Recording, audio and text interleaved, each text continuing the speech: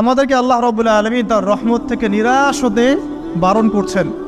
যে যত পাপ করেছে জীবনে, যদি একটা বার কেউ যদি আল্লাহ পাককে মন থেকে ডাকে, চোখ দিয়ে ঝরঝর করে পানি পড়ে, আল্লাহ পাককে বলে, সেজদায় গিয়ে পড়ে আল্লাহকে বলে রব্বিক ফিরলি, আল্লাহ আমাকে মাফ করে দাও, তার মনের মধ্যে যদি সততা থাকে, মন থেকে যদি সেই কথাটা বলে থাকে, আল্লাহ পাক শুধু তাকে ক্ষমাই করবেন না, তার সমস্ত গুনাহগুলোকে আল্লাহ নেকি দিয়ে পরিবর্তন করে দিয়েছে। একটা হাদিস পড়ছিলাম, নবী করিম সাল্লাল্লাহু আলাইহি ওয়াসাল্লাম তিনি বলছেন যে লাম্মা কাদাল্লাহুল খালক, যখন আল্লাহ রাব্বুল আলামিন এই মহাবিশ্ব সৃষ্টি করেন, তখন আল্লাহ রাব্বুল আলামিন কাতাবা কিতাবান, একটা কিতাব লিখেছেন, একটা কিতাব আছে আল্লাহর কাছে।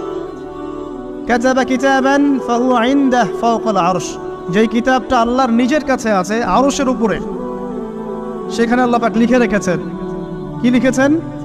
ইন্না রাহমাতি সাবাকাত গদাবি, প্রতিটা ক্ষেত্রেই আমার রহমত, আমার দয়া, আমার করুণা আমার গজবকে পরাজিত করেছে।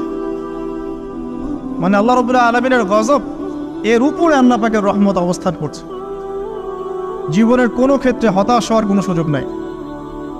আজকে পারিবারিক ভাঙন বলেন, ব্যক্তি পর্যায়ের আত্মিক ধ্বংসই বলেন, সমাজের বিপর্যয় বলেন, যাই বলেন, পিছনে একটা বড় কারণ আছে। সেটা হলো আল্লাহ থেকে দূরে থাকা মানুষ, আল্লাহ থেকে হতাশ হয়ে যাওয়া। আর এই কাজটা শয়তান করিয়েছে মানুষকে আল্লাহ থেকে দূরে সরানোর জন্য। কিন্তু আল্লাহ রাব্বুল আলামিনের